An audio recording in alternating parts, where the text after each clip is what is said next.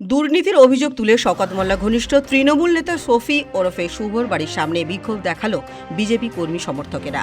ভাঙড়ে পঞ্চায়েত থেকে শুরু করে পঞ্চায়েত সমিতি সহ একাধিক জায়গায় সরকারি পরিষেবা পাইয়ে দেওয়ার নাম করে এলাকায় দুর্নীতির অভিযোগ তাঁর বিরুদ্ধে। এর পাশাপাশি বয়স্ক মানুষদের জমি এবং আইএসএফ বিজেপি কর্মীদের মারধরেরও অভিযোগ ওঠে এই শুভর বিরুদ্ধে।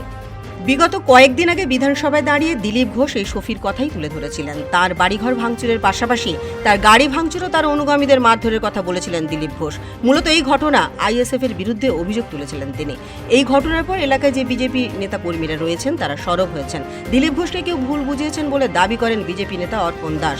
তৃণমূল নেতা শফির বিরুদ্ধে এদিন একাধিক অভিযোগ তুলে তার বাড়ির সামনে বিক্ষোভ দেখায় বিজেপি নেতা কর্মীরা। আজকে বিক্ষোভের মেন কারণ হলো এখানকার যে শুভ আছে এ সাধারণ মানুষের উপর বহু অত্যাচার করেছে, বহু মা বোনেদের ইজ্জত লুটেছে, ঘরবাড়ি ভাঙচুর করেছে, সাধারণ মানুষের উপর অত্যাচার করেছে, সাধারণ মানুষের জব কার্ড কেড়ে নিয়েছে, জব কার্ডের টাকা তুলে নিয়েছে, সাধারণ মানুষের প্রধানমন্ত্রী আবাস যোজনার টাকা নিয়েছে, সাধারণ মানুষের ইন্দিরা আবাস যোজনার টাকা তুলে নিয়েছে, গীতাঞ্জলি আবাস যোজনার টাকা তুলে নিয়েছে।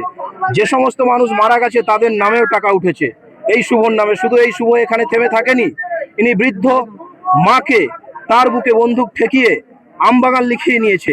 এইভাবে সাধারণ মানুষের উপর অত্যাচার করেছে। আজকে সেই অত্যাচারের এটা হচ্ছে প্রতিবাদের বহিঃপ্রকাশ। এখানে সাধারণ মানুষ জড়ো হয়েছে যে শুভর কাছ থেকে টাকা ফেরত পাওয়ার জন্য। গতকালকে দেখা যাচ্ছে আপনাদের মন্ত্রী দিলীপ ঘোষ তিনি শুভকে সাপোর্ট করতে শুভর সঙ্গে দেখা করতে দিলীপ ঘোষ। দেখুন, ওনাকে কেউ ভুলভাবে ব্রিফ করেছেন। শুভ যে ক্রিমিনাল সেটা উনি জানেন না, ওনাকে ভুলভাল বোঝানো হয়েছে। শুভর ঘর বাড়ি ভাঙচুর হয়েছে বা তার লুটপাট করা হয়েছে মন্ত্রী। দেখুন, শুভর কিছু ঘরবাড়ি লুটপাট হয়নি। ঘরবাড়ি শুভ লুটপাট করেছে, সাধারণ মানুষের ঘরবাড়ি লুটপাট করেছে, মা বোনদের ইজ্জত নিয়েছে, বৃদ্ধ মায়ের বুকে বন্দুক ঠেকিয়েছে। সেই বৃদ্ধ মা পরশুদিন থানায় গিয়ে অভিযোগ করেছে। বৃদ্ধ মাকে বলা হয়েছে ছেলে আগে না জমি আগে। বৃদ্ধ মা তার জমিটা শুভর নামে লিখে দিতে বাধ্য হয়েছে। সেই সমস্ত জমি আমরা ফেরত চাইছি। খবর পেয়ে ভাঙড় থানার পুলিশ ঘটনাস্থলে গিয়ে বিক্ষোভকারীদের সঙ্গে কথা বলে এবং পরিস্থিতি স্বাভাবিক করে। ব্যুরো রিপোর্ট, পূবের কলম ডিজিটাল।